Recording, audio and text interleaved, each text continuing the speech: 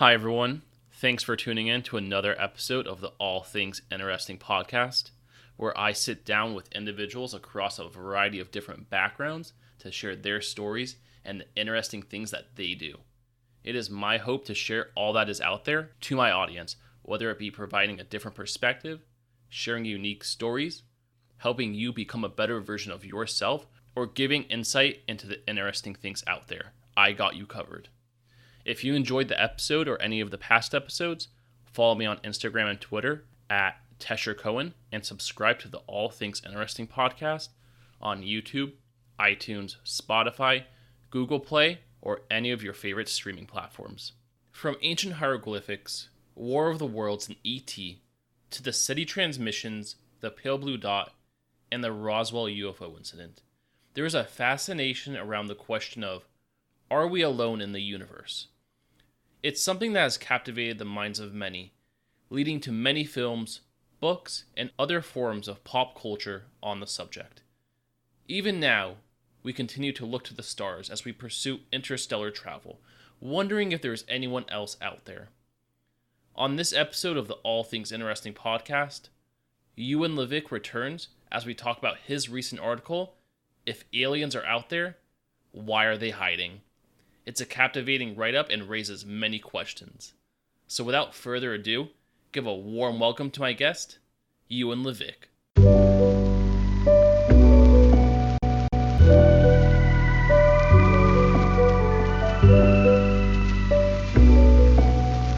Alright, and we're off. So, you recently released an article for a defense magazine? Yeah, so this is my aliens. This is my job back in the real world. I'm a journalist for a defense magazine, and this isn't really anything to do with defense, but I'll publish it anyway. So the article came out a few weeks ago, and it's just kind of an interesting question. So I thought I'd get back in touch, considering we're on the All Things Interesting podcast. I think this fits that bill. Yeah, it definitely does. So, what is this about? If aliens are out there, why are they hiding? Yeah, so I think the question most people ask, right, when they think of aliens is, are aliens out there? And there's kind of a separate question to that, which is that if we assume they are based on like mathematical probability, then why are they hiding? Like, why haven't we found any evidence of that? But we can sort of work towards that a little bit. But I want to get your thoughts actually, Tesha. Like, do you believe in aliens? Do you think there's alien life out there? So, I'm actually fairly conflicted about this. Logically speaking, I would be inclined to say that yes, there are aliens or alien life out there in the universe, just based off the odds alone. My second point for thinking that there could be civilizations out there is that throughout history, there has been multiple or even numerous instances in which people would have contact with aliens, or there would be some instances where there would be hieroglyphics or just some forms of contact, or even instances in which aliens would abduct people. You would see this in the 50s, all the way into like the 70s, and it's been a common occurrence. So for me, that's one way to look at it, and you would have people come out of the woodwork and say, yeah, I've had contact with aliens, I've been abducted by aliens. So it seems very prevalent of that.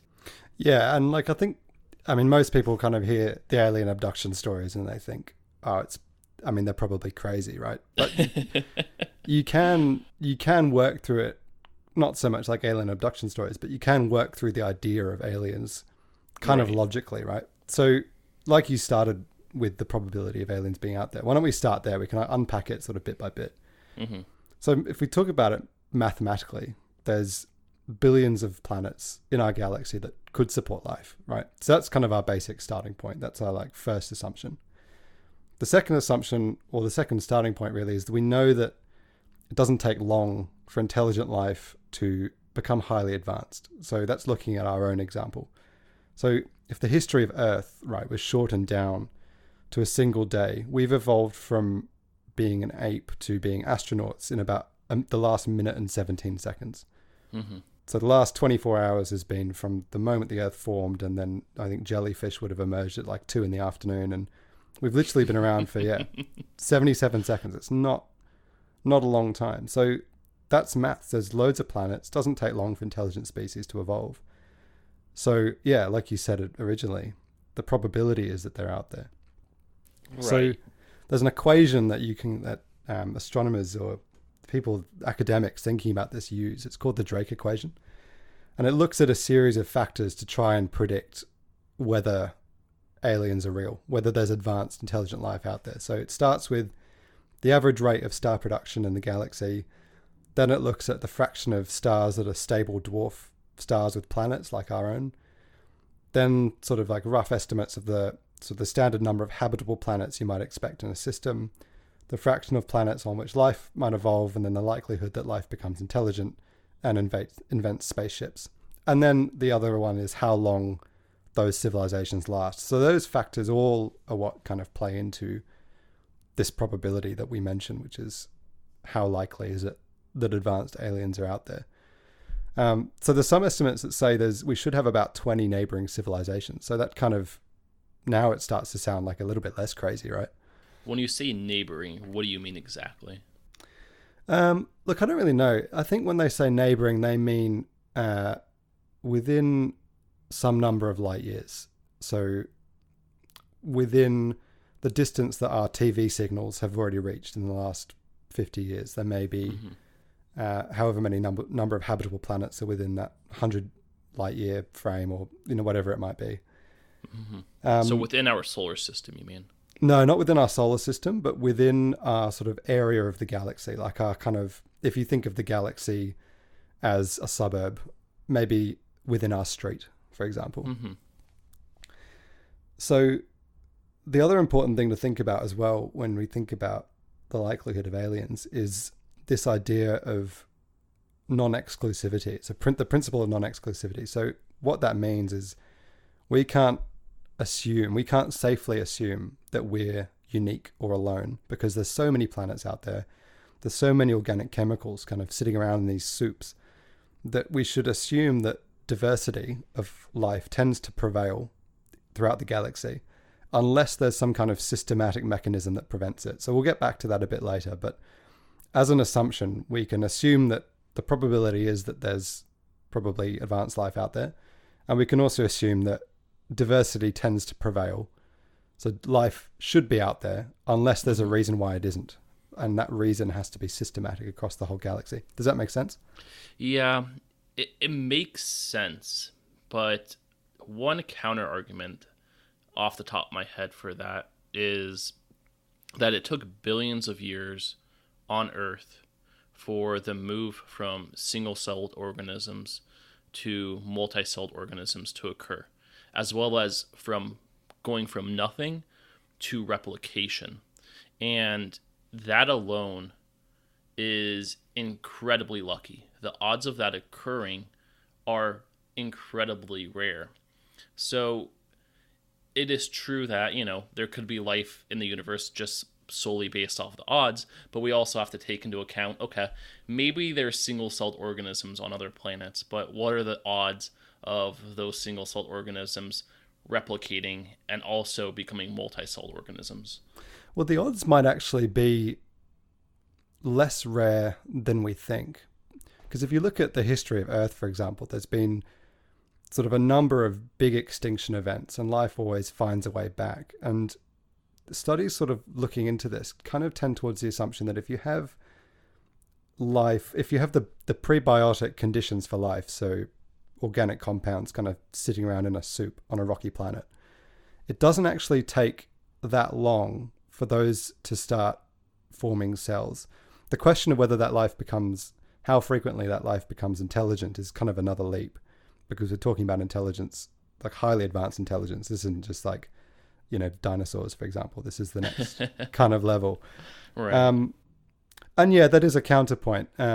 But even if, so we've got the odds may not be, like it may not be as rare as we think that life evolves. And then the counterpoint as well is, even if life forming was rare, then there are still billions of potential planets out there. So the odds kind of even out in some way. But then the question that we're sort of getting to here is like, if it doesn't take long for intelligent species like us to evolve and move beyond our home planet, and there's billions of potential home planets out there, and we've got this assumption that diversity tends to prevail unless there's a reason why it shouldn't. So like, where is everybody, right? Mm-hmm. Why haven't we found aliens?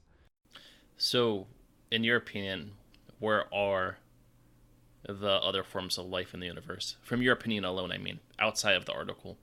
So, I guess there's a kind of a few common answers that tend to come up that I would sort of start with. And one of them is that, okay, let's say aliens are out there. There's some kind of advanced civilization out there.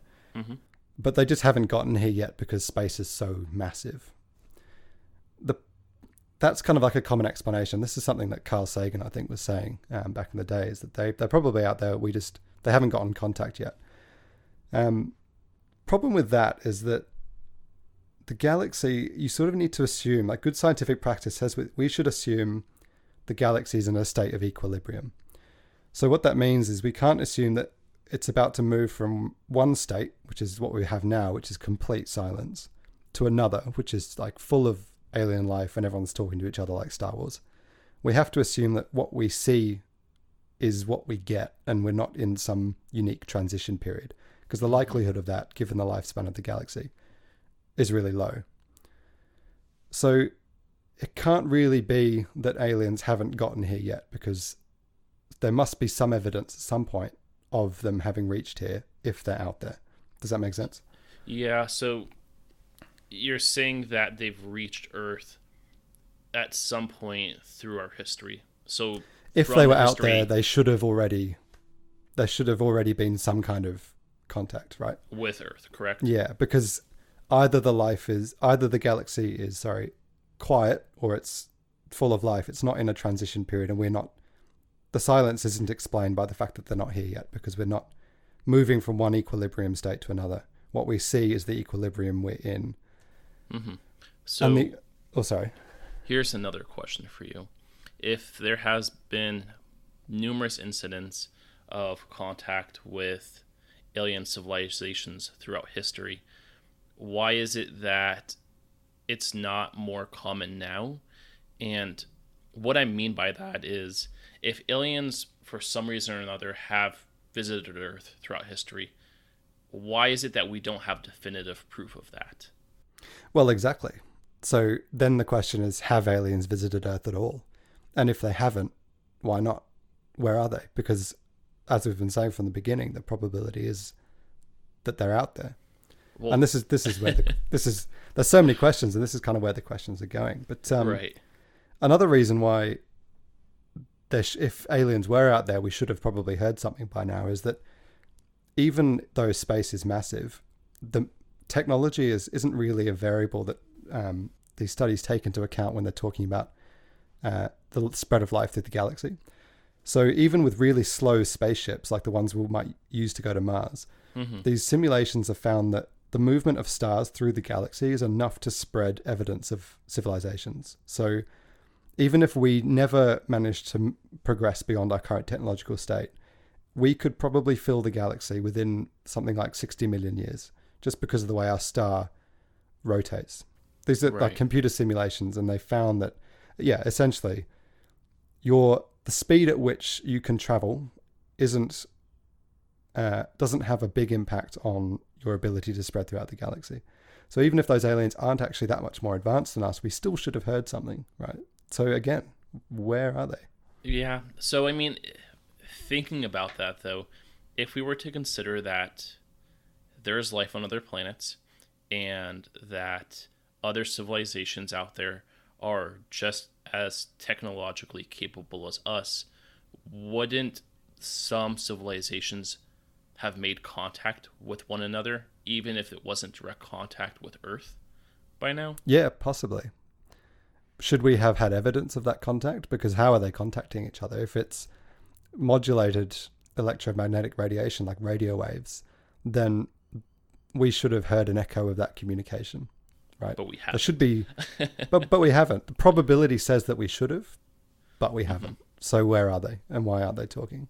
Mm-hmm. So another kind of answer, I guess, is some people go, well, we've only been looking into space for 50 years. So it could be that we're out there, they're out there, then they haven't come here yet, but we just haven't found them because we haven't looked at enough planets. Right. And that explains to an extent why we haven't found them. But like you've just been asking me, it doesn't explain why they haven't found us. Well, there's no real evidence of aliens having ever been to Earth. In fact, no evidence. There was a bit of research I've done on the topic, and I'm just going to bring up an interesting theory that I saw. And there was a scientist by the name of John Ball back in 1973. He was an MIT graduate, and his suggestion for the lack of communication was explained by the fact that aliens must have agreed amongst themselves to ignore humanity, and this was basically perhaps to protect, or maybe even protect Earth, or to protect themselves. And it was called the zoo hypothesis, if you've ever heard of that. I have heard of the zoo hypothesis, and it's an interesting one. The problem with the zoo hypothesis is that it's somewhat plausible, but it's interesting that we still haven't had any record of communications that those species or advanced civilizations might have used to come to that arrangement. So if you think about how we communicate, so let's assume that we can't hear what they're saying to each other because they're using some sort of advanced communication that we don't understand, which may be why we haven't heard anything. But if you think of our own experience, when we invented the internet, which was a whole new way of communicating, we didn't stop using the radio. So technologies that we moved through to get to the internet continue to exist. Mm-hmm. So if these aliens at some point in their history moved through the radio, moved through modulated electromagnetic radiation to get to their advanced technological state, we should still hear echoes of that, if that makes sense. No, that makes complete sense. You would think that there would still be traces of that technology still being used by other civilizations throughout the universe. Yeah, it's kind of like at some point we should realize that we're in a zoo, right? And there'd be evidence that we're in this sort of zoo. But again, there's no real evidence for that. There's no bouncing radio waves. There's no evidence of communication of, some big intergalactic agreement. And through our history, we've been broadcasting signals into space indirectly or sort of accidentally since we invented the radio. And TV, since we've invented the TV signals have broadcast beyond some habitable planets within our sort of neighborhood. So if you were an alien sitting on Alpha Centauri and you had a TV, you could theoretically watch the first broadcast of Star Trek, which is a kind of a weird thought. That is an incredibly weird thought. Yeah. So it's pretty weird, right? So again, we keep coming back to the same thing. It's like, why haven't we heard something? If we're in a zoo and we're an exhibit, why haven't we heard something? If aliens have come here before, why haven't we found anything? Why is there no evidence? It's weird, isn't it? It does seem to be an insolvable paradox. Mm-hmm. And in your article, you do mention one reason for this under the dark forest theory. Yeah, so this is where it gets interesting because we have to start back to that assumption of non-exclusivity, which is we need to assume that diversity tends to prevail unless there is a systematic mechanism preventing it. That is what we need to play with to kind of explain this. So whatever theory we come up with to explain why we haven't had any evidence of alien contact needs to apply equally to all potential extraterrestrial civilizations, including us. So in other words, what stops us from talking to other people or finding evidence of them must also stop them from talking to us and to each other. Does that make sense? It has to be systematic across the whole galaxy. Right. So there's not many explanations that are sort of fit with that principle. So the zoo explanation that you mentioned doesn't fit with that because that's not a systematic mechanism. That assumes that everybody else has suddenly started talking to each other and we're the only ones that haven't. The mechanism doesn't apply equally to all potential advanced civilizations, including ours. So there's only two explanations that I've come across anyway that fit that assumption, that there needs to be some kind of control mechanism preventing anybody from talking to anybody over the entire history of the galaxy. Does that make sense? It sort of makes sense. Yeah, Not it entirely. basically, it means that whatever the reason, it needs to prevent everybody from talking to anybody else in order to explain the fact there's no evidence. Okay. So you're saying that everybody should be within their own bubble, so to speak. So no contact between any civilization. Well, that's what we've observed, and whatever explanation we come up with needs to explain that equally.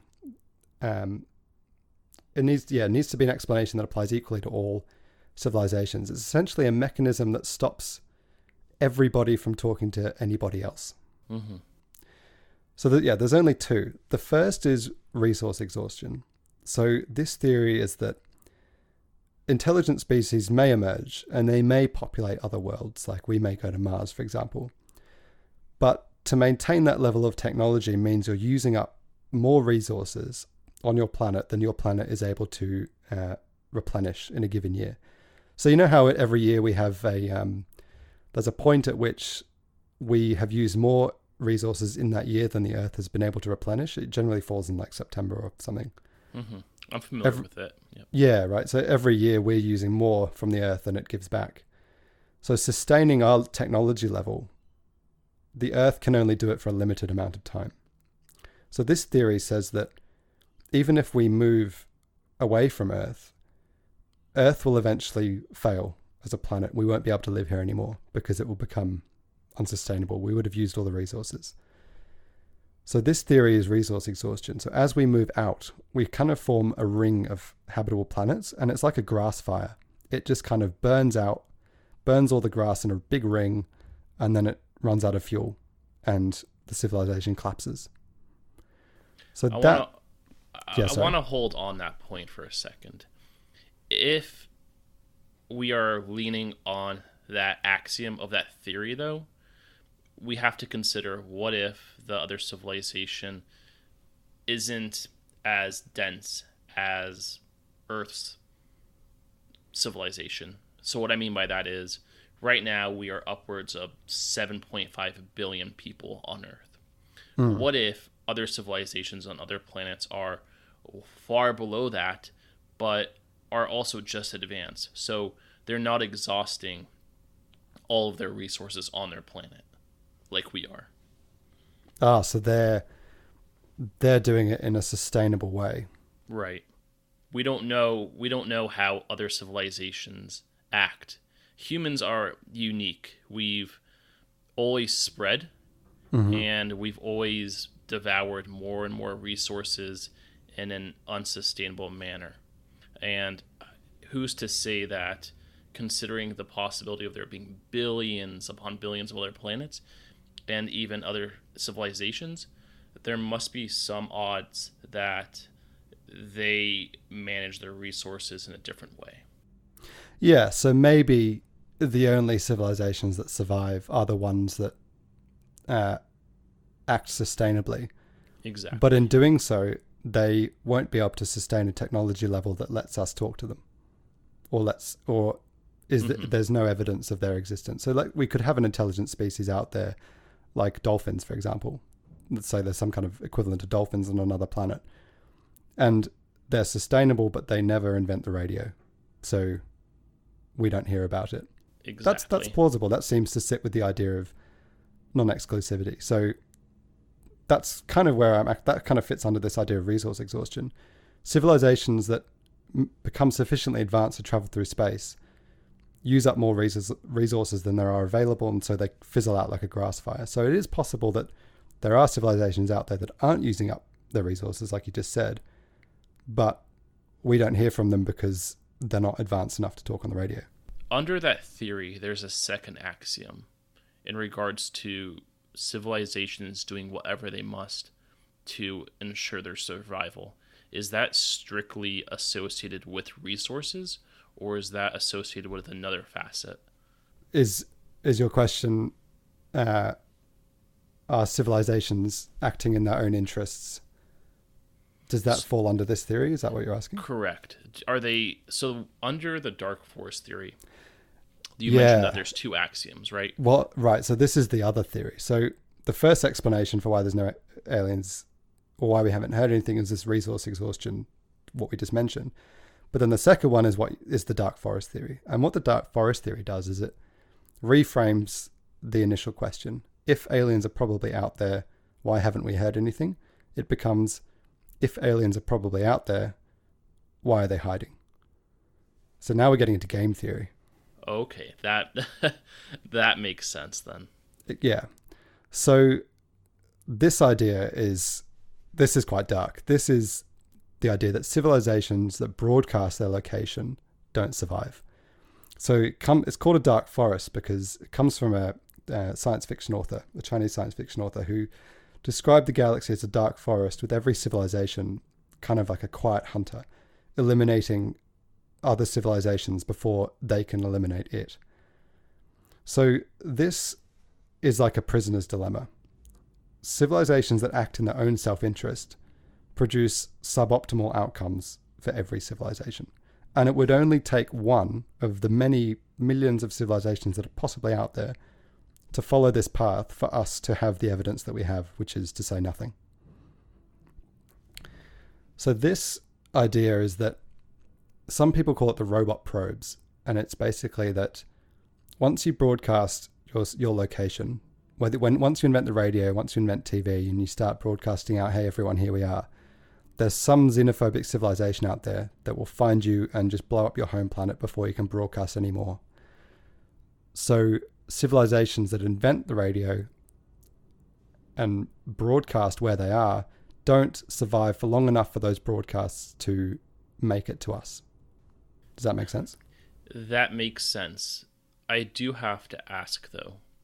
In 1974, I believe it was the world's largest radio broadcasted a message into outer space containing a summary of basic information about the Earth and civilization.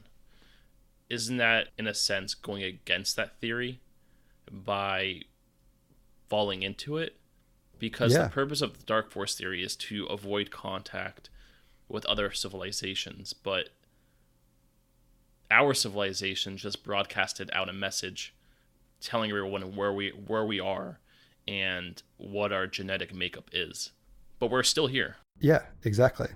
We're still here, but in the length of times that we're talking about, which is billions of years on a galactic level, we haven't been here very long since we've invented the radio. Not long at all, in fact. So if one other civilization in the galaxy has taken this approach and they've thought, well, we don't know who else is out there, maybe it's safer to eliminate them before they can eliminate us, then maybe they're on their way. It's a scary thought, right? That is a very scary thought.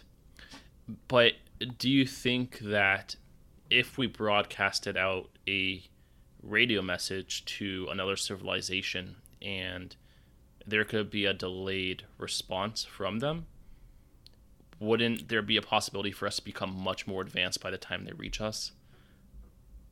Yeah, possibly. But then does that experience then make us the civilization that eliminates all others? And this is it, right? It's a systematic mechanism that prevents all contact over the whole life of the galaxy. So if whilst broadcasting the radio is about to bring extraterrestrial doom and we survive it, then we're then likely to play the game the same way they did, where we act in our own self-interest. And when we come across other civilizations, we blow them up.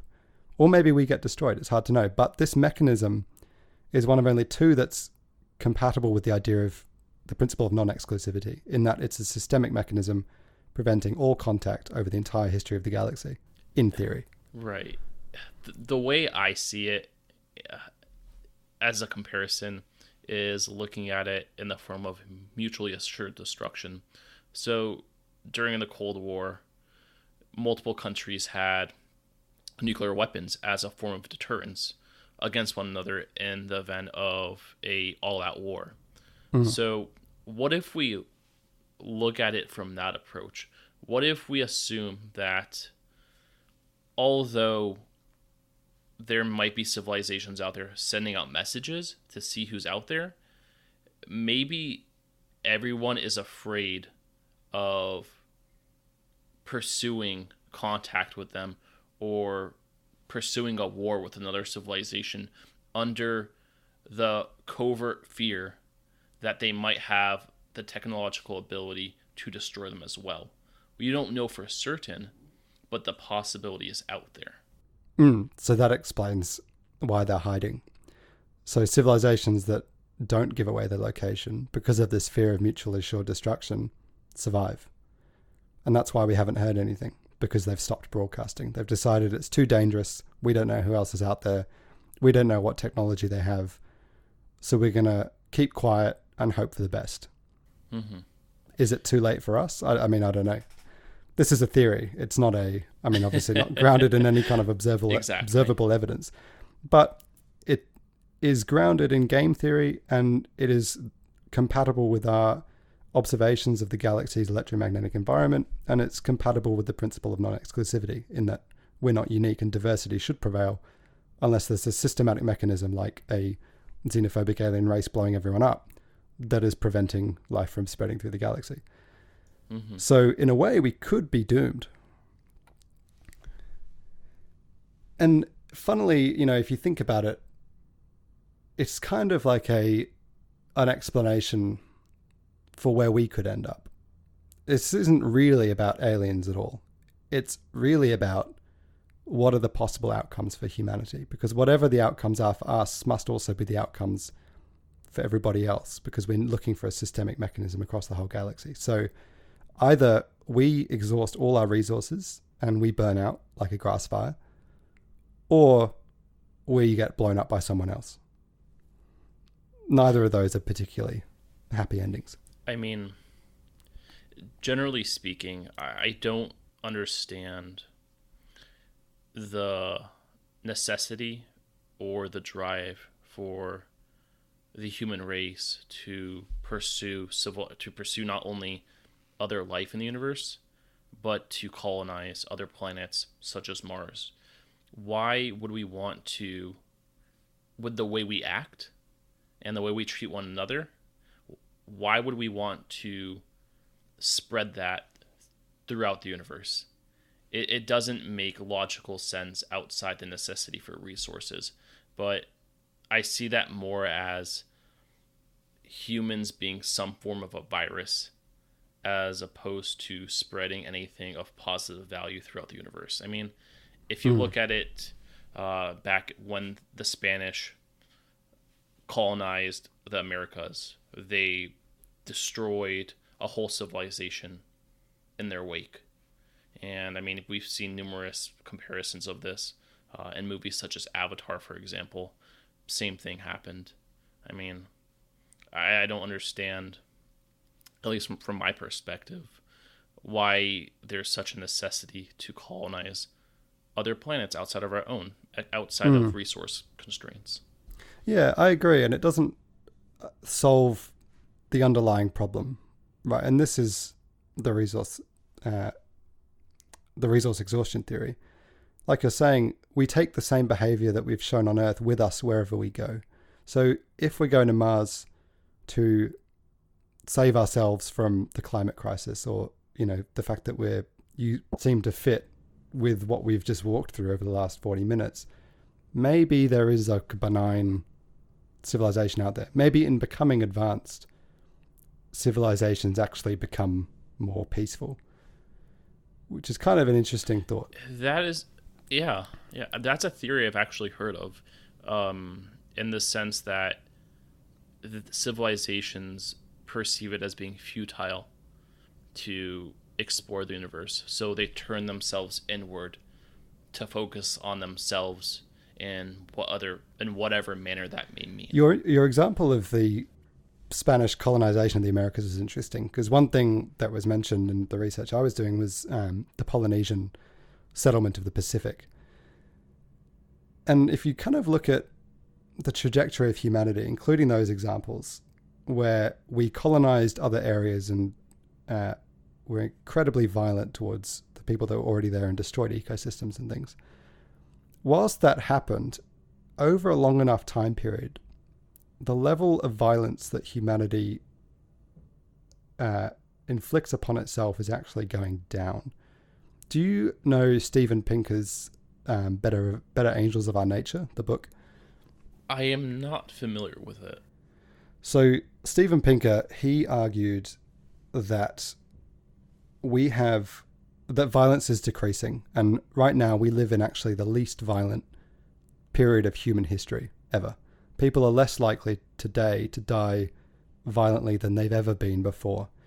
And he has a long book that goes into all the evidence for this, and I'm not across it all, so I can't delve into the depths of it. But he looks at sort of the devils of our nature, so the vices that push us towards violence. So these are things like ideology, perceptions of prestige and glory. All of these things are what motivated the Spanish in some ways to go to America, motivated the Polynesians to go, and not the only reasons, but they are the reasons, I guess, that are most relevant to inflicting violence on the people that they might encounter. Pinker argues that we also have what he calls the better angel of our nature. Better angels of our nature, sorry. So these are things like empathy, reason, and self-control. And he argues that over time, as we've gone through the Renaissance, the Reformation, the Industrial Revolution in the West, and advancements in other countries, we've actually kind of become less violent. So this kind of fits with the benign alien civilization theory. Maybe this silence is because all other races have become peaceful and they've decided to let us be. So maybe we are in a zoo. Who knows? It's hard, I mean, it's impossible to say. That is an incredibly interesting point you just made. And at least from my perspective, I can possibly elaborate on why his theory or his book might be correct. And you can look at it this way. Throughout history, civilizations on Earth were very spread out, and resources were very difficult to come by back then. People had to hunt, they had to gather, and they would encounter other civilizations which could be threatening to them. So it would be a cause for a lot of war. If we continue on throughout history, like you've mentioned, we had the Industrial Revolution. We've had, the Bronze Age, for example. We've had a great deal of technological advancements that has allowed us to avoid having to hunt and avoiding having to gather food. On top of that, we have built governments, we have developed religions, and we have developed certain institutions which create some form of community on Earth. With the development of technologies such as the radio and the internet, people have become even more connected, building an even larger community. So going back to his point, I think society has become more sedated in that sense. So we have gone from having to scavenge for resources and fight over resources to being able to walk into a grocery store and buy whatever food we need. We have no need, or for the most part, don't have a need for conflict anymore. We're able to get along with one another more so than we have in the past. Yeah, and what you've just said gets at the heart, as far as I understand it, of Pinker's argument, which is that even though we've been very violent to each other, we've realized over time that the best way to keep ourselves safe is through strong government and strong institutions, which you mentioned.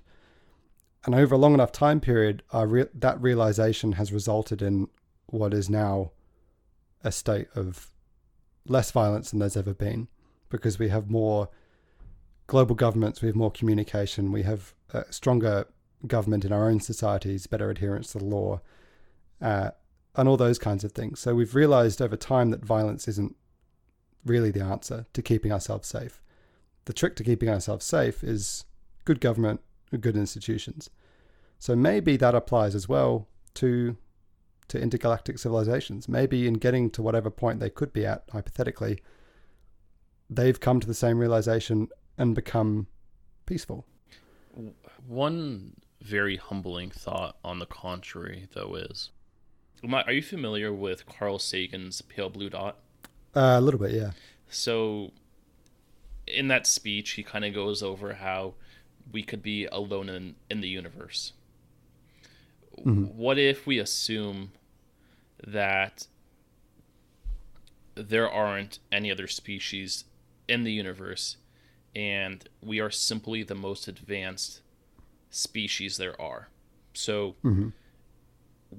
on Earth, there are tons of species, but from our perspective, we are the most advanced. Why are we assuming that there's anyone else out in the universe if we are the most advanced technological species that we are ourselves aware of? Well, we certainly could be the most advanced species in the galaxy right now. But it's then another jump to assume that we're the only advanced species that has ever existed in the history of the galaxy. These are two different assumptions. So, yeah, we could be now alone, and we could expand and, like a grass fire, kind of burn through the galaxy.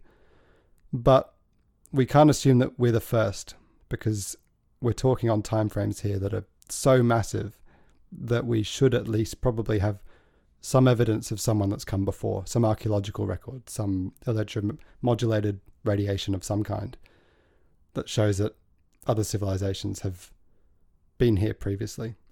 So it's not impossible, and none of this is impossible. No explanation, I think, is entirely wrong because there's so many unknowns. But for that particular explanation, saying we're the only advanced civilization out there, maybe we are right now, but that's not to say that we're the first or that others haven't come before us. I'm not an astrophysicist by any stretch of the imagination, but if I were to look at this based off what you said, in which we are not the first advanced civilization out there, or possibly not, wouldn't we just look towards where the Big Bang started and turn our attention towards any planet in and around that area? Because time expands outwards, space expands outwards. So you would have to go to the start to find where there are dense civilizations, not out where we are, which is in a sense the boondocks of the galaxy. Yeah, I see what you're saying. And look, I'm not an astrophysicist either, so I can't give you a good answer as to why we couldn't do that. But in the readings that I was doing for this particular article, it was all within the context of the Milky Way galaxy, not the universe as a whole. So maybe we could do that. I don't know. But if we're thinking sort of philosophically about whether we're alone in our own galaxy, then I'm not sure whether there's a different approach that's better than the one we're already taking, which is to look out with telescopes at potentially habitable planets and monitor space for signs of radio waves or other kind of modulated radiation from other civilizations. As kind of a final topic here, I wanted to get your thoughts on colonizing Mars. Do you think that's a feasible pursuit? And do you think it's viable to do so? I think it's feasible. I think it's viable. In the course of my job, I interact with a lot of professionals in the space industry and in government, and I've never heard a reason as to why we couldn't do it. I mean, it will take a while, but we'll get there, and I think NASA's planning on getting there in the 2030s. So yeah, I think it's possible. I think we'll see it. There's a lot of preparation happening now for possible Mars missions. So yeah, we'll get there. I see it as an inevitability. Mm-hmm. You mentioned that you've worked with a bunch of experts in that area, and I remember reading an article that came out in the past couple of weeks about a experiment back in the 1970s in which a bunch of NASA researchers confirmed the existence of life on Mars. I'm assuming on a microbial level. From the experts you've spoken to, did they confirm that there is a strong possibility of there being substantial life on that planet?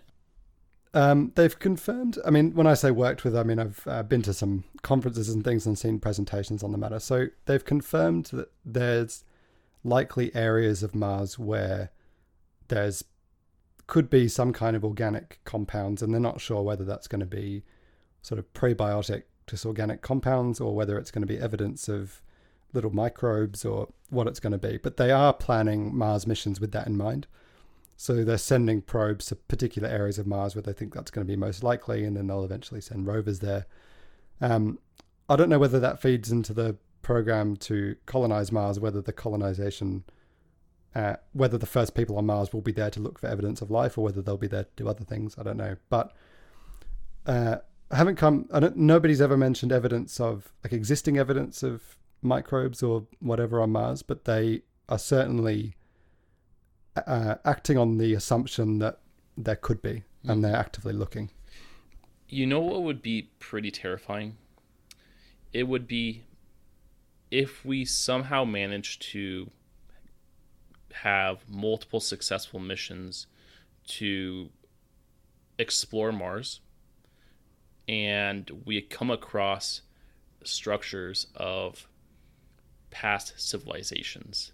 Imagine there being buildings or any other form of structures that are indicative of a past civilization that was there. Well, that's interesting you mention that, because this article by David Brin touched on that in the context of the resource exhaustion theory. So he was saying if civilizations kind of flame through the galaxy like a grass fire and then fizzle out before new ones emerge and do the same thing, we should come across some kind of archaeological evidence that they've been out there. So he said, and I thought this was a really good way of putting it, maybe the great silence, maybe the absence of any evidence of life, is the sound of sand drifting up against monuments.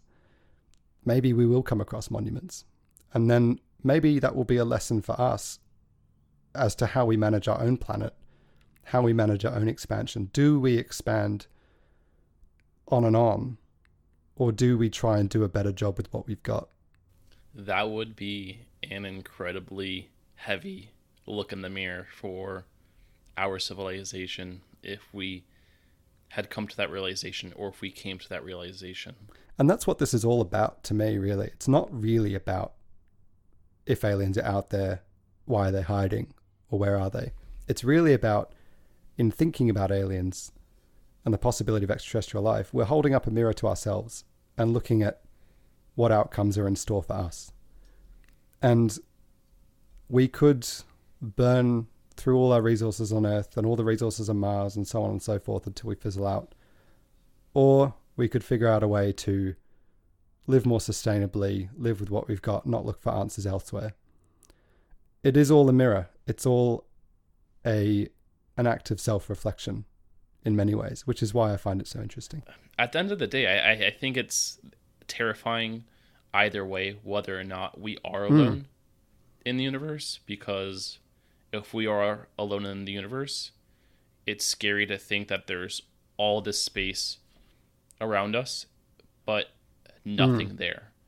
Well, on the other hand, if we're not alone in the universe, in some ways we might be always looking over our shoulders, wondering what if another civilization comes out of nowhere and, destroys us.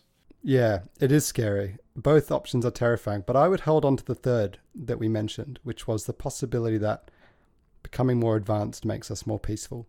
And maybe we're sort of a child in a nursery and there's adults talking around that we can't hear and they're keeping quiet not to disturb us. This is how David Brin ended his article. And I like to hold on the same thing. Maybe we'll become more peaceful and sustain ourselves, but we can only do that if we think a bit harder about what we're doing and look in the mirror a bit more. And that's a beautiful way of ending this podcast episode on a high note with a somewhat optimistic outlook. You have to stay optimistic. Yeah, you definitely do. So I really appreciate you taking the time, Ewen, to share your thoughts on this and to go over your article on the pursuit of alien life in the universe. It's a lot of interesting stuff and definitely things to think about. All good. Thanks again, Tesha, for having me on. Appreciate it. Hopefully speak to you again soon. Yeah, keep in touch. See ya. Thanks again for tuning in. If you enjoyed today's show, subscribe on iTunes, Google Play, YouTube, or even your favorite streaming service, and feel free to drop a comment or feedback as to your thoughts on the episode or show. You can also follow me on Instagram and Twitter at TesherCohen, and can check out the latest episode and blogs at www.teshercohen.com. As always, thank you everyone for your amazing support, and stay tuned for new episodes and blogs of the All Things Interesting podcast.